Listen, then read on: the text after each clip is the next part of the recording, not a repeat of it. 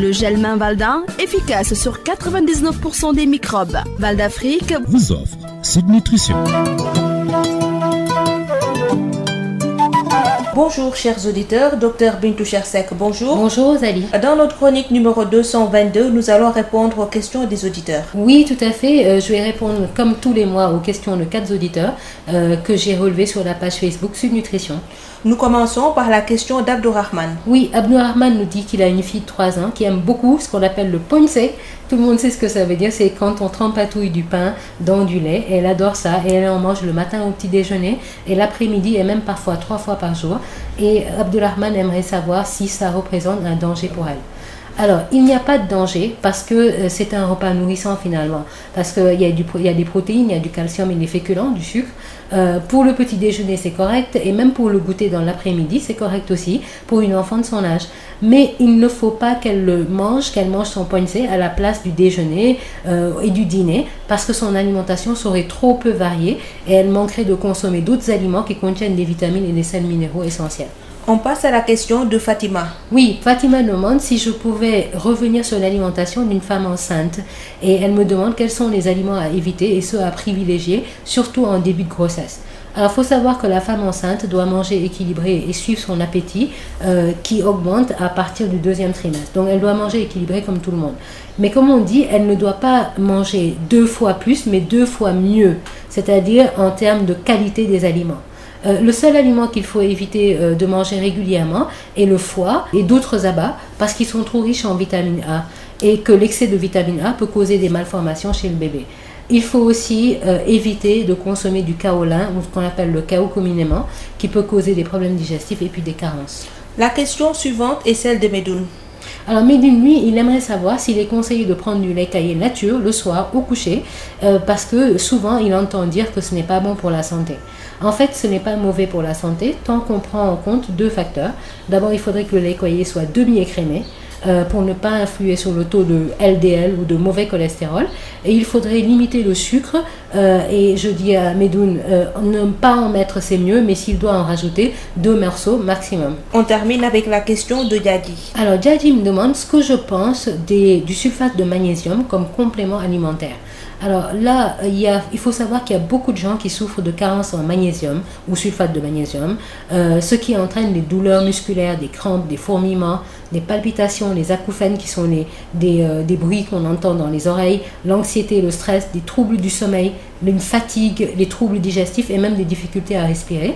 Alors moi je trouve qu'il y a beaucoup d'avantages surtout chez les femmes, à faire des cures d'un mois de magnésium, mais pas n'importe quel complément alimentaire de magnésium, mais du magnésium marin qu'on trouve en pharmacie et qui va être associé de la vitamine B6 qui permet d'absorber encore mieux le magnésium. La page Facebook. C'est Sud Nutrition, je vous invite à faire comme nos auditeurs d'aujourd'hui, Abdourahman, Fatima, Medoun et Djadji. Posez-nous vos questions et puis sachez que toutes nos chroniques maintenant sont filmées.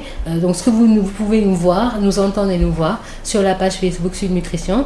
Et si vous avez des thèmes que vous voudriez qu'on explore sur Sud Nutrition, vous nous les suggérez là-bas également. Merci à Val d'Afrique et à vous, Dr Bintou Chersek. Merci Rosalie. Le gel main Valda, efficace sur 99% des microbes. Val d'Afrique vous a offert Sud Nutrition.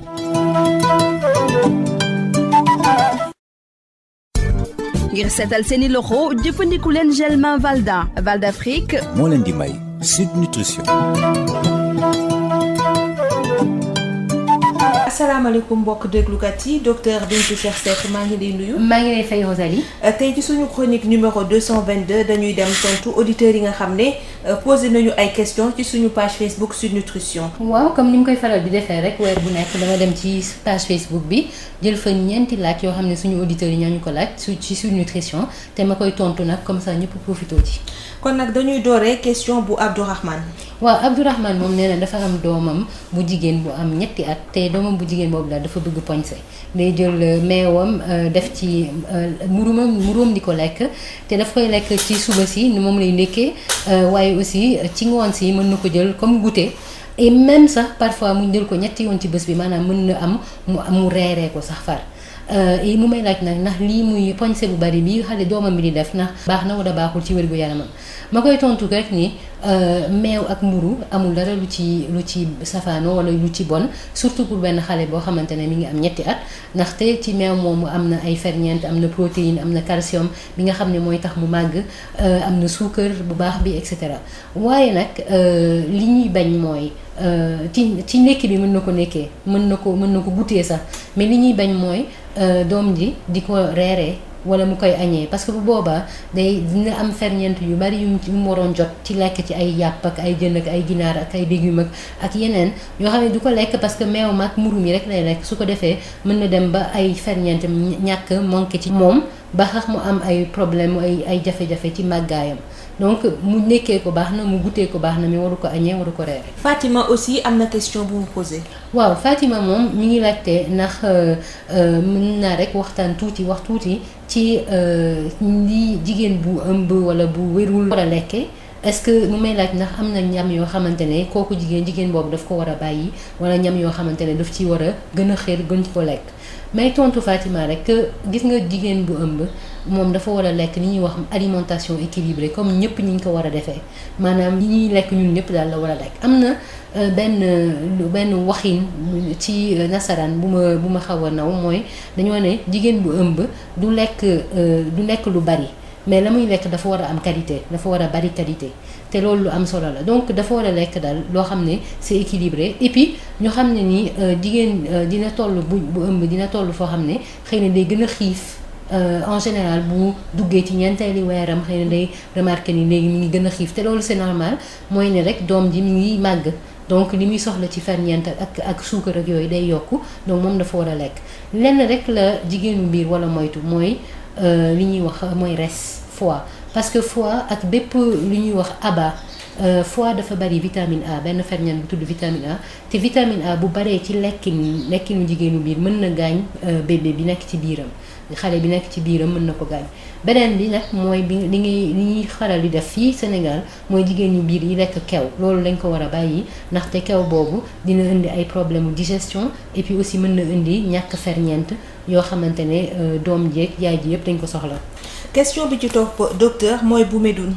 waaw Médoune moom dafa ne moom bés bu yàlla sàkk rek guddi dafay naan kaasu meewam kaasu kiiwam soowam te bu koy naan daf koy naan rek dem tëddi mu ma doon laaj ndax moom loolu mën na ko gaañ est-ce que loolu baax na ci wér-gu-yaram alors amul lu ci bon bu fekkee ni am na ñaari mbir yoo xamante ne Médoune mi bàyyi na ci xel benn bi mooy meew moom dañoo war a wàññi niiw bi.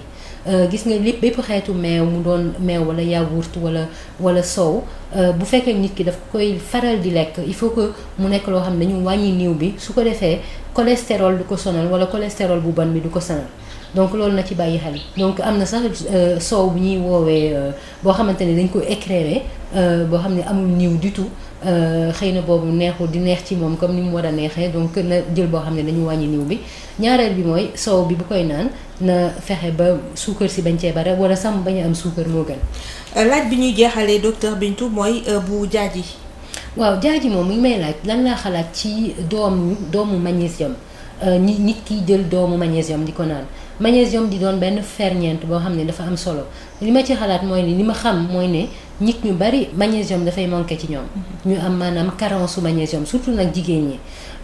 donc daal te carence boobu ñàkk magnésium boobu dina indi ay métitu yaram dina indi li ñuy wax crampe maanaam jékki-jékki rek muscle bi daal di contracté wu dina indi mel ni afam melentaan ci yi dox ci yaramam dina indi palpitation dina indi aussi stress maanaam xalaatu àddina ak même ñoo xamante ne ñàkku magnésium boobu daf leen di indil ñàkk nalaw guddi dina leen indil aussi fatiguement indi leen même ñuy dem bay mel ni ñuy àppat donc ñàkk magnésium dafa doy waar ba nga xam ne ci ñu bari jaadu na ñu jël kii magnésium boobu di ko naan di naan ay doomam ngir bañ koo ñàkk wala pour daal en tout cas buñ ko ñàkkee ñu mën cee jotaat te li may conseiller mooy li may tegtal mooy ñu jël li ñuy wax magnésium marin ku dem ci pharmacie di nga ko am magnésium marin boobu souvent dañ koy booleeg beneen ferñeent bu tudd vitamine B6 te ñaar ñooñu soo ko boolee dafay tax sax magnésium marin boobu gën a dugg suñu yaram.